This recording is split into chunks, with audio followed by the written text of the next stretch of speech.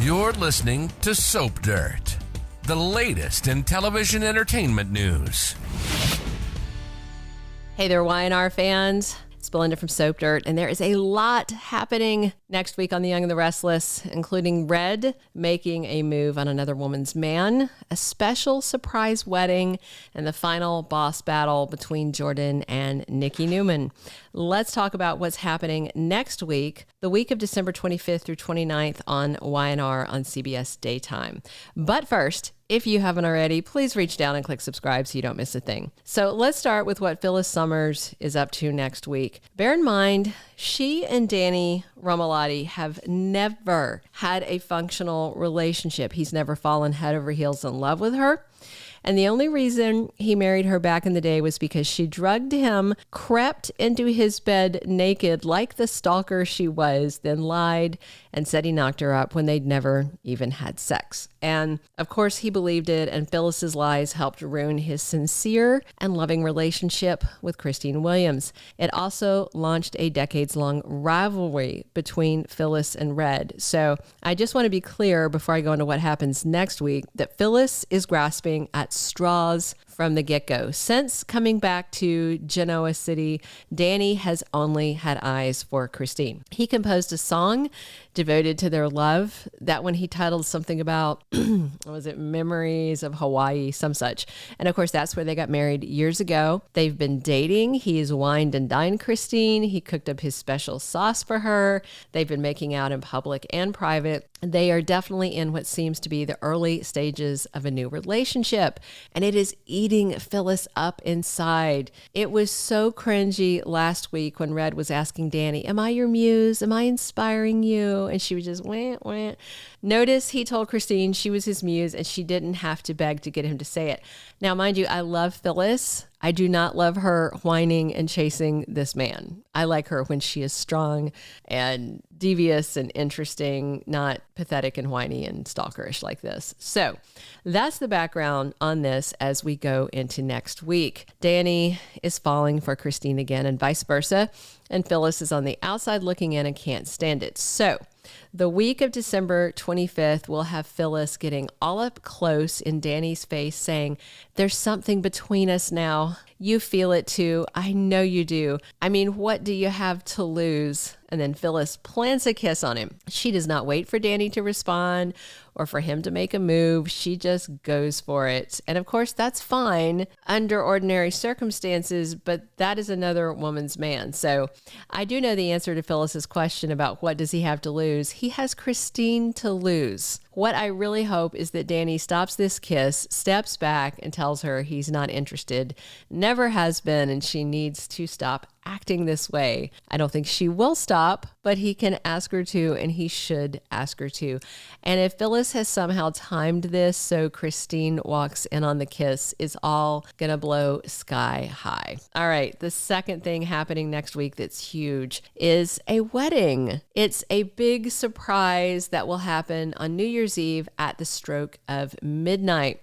And there are a few couples I do think it'd be fun to see get hitched as 2023 turns into 2024. I mean, there's Billy and Chelsea, there's Adam Newman and Sally Spectra, of course, and I'd even dig seeing Devon Hamilton and Abby Newman say I do. I think that'd be cute. But it is none of these. Instead, it is Michael Baldwin and his wife, Lauren Fenmore. So Michael really wants to wow his wife that he first married in December of 2005. 18 whopping years of marriage. Of course, all those years weren't necessarily happy, but in the end, they did stand the test of time. So Michael's planning a wedding. So next week, Michael tells Lauren, "At the stroke of midnight, you will be my one and only wife all over again." And Lauren is very happy and tells him his idea is inspired. So based on outfits in the recent holiday photos, it looks like Christine and Danny are together as dates at Michael and Lauren's New Year's Eve vow renewal. And it looks like other people might be there, including Nikki and Victor. There's a lot of people dressed up nicely that might be part of this vow renewal. There's also a big New Year's Eve party. All right, now to the last tidbit. That is the final, hopefully, battle between Nikki Newman and crazy Jordan Howard. Jordan has kidnapped Nikki's granddaughter, Claire Howard, aka Eve Nicole Howard, from the mental hospital where she is getting therapy instead of serving hard time. Jordan lied and told Nikki that Claire chose her over the Newmans in the end. But we know that is all pure psychotic BS. And Jordan told Nikki that she had to come trade herself for Victoria's daughter or else. However, I just don't think Jordan is going to let either of them go. I mean, next week, Nikki does indeed go to confront awful Jordan. Next week's spoilers for the week of the 25th through the 29th have Nikki going to this crappy, abandoned looking cabin type space where there's just trash all over. There's a soiled little single camp bed, lots of debris, lots of ick laying everywhere. It's gross.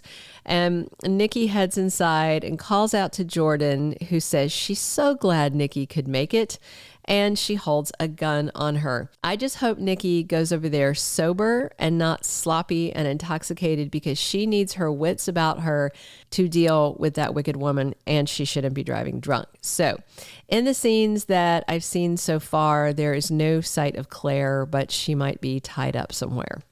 I'm personally cheering for the idea of Victor to follow, catch them there, take Jordan's gun, and shoot her. I think that'd be great. We'll know more, of course, once the official daily roster of spoilers is out, which I'll report to you on Saturday's weekly spoilers video as usual. In the meantime, it looks like this Jordan versus Nikki thing hits its apex Christmas week and then is hopefully over. As good a villain as she is, I think it'd be nice for her to stay alive and be remanded to a psychiatric hospital or prison. That way she could always escape and come back to terrorize them. But in terms of real closure, her being killed would be pretty satisfying as well. All right, remember, for the week of December 25th through the 29th, there is no new episode on Christmas Day. It'll be preempted for sports coverage, so just enjoy the day with family, friends, or whatever tradition you have. But be sure to take a moment to check back right here, because I'm talking soaps with you guys, as always, 7 days a week, even on Christmas Day. So happy holidays, and check in over the weekend and on Christmas Eve and Christmas Day. And as always, I'm your host, Belinda from Soap Dirt. Thanks for tuning in. Thank you for being a loyal listener. Follow us wherever you get your podcast, because you don't want to miss the next episode. Soap Dirt is on all the major podcast platforms, including Apple Podcast, Spotify, iHeartRadio, and more.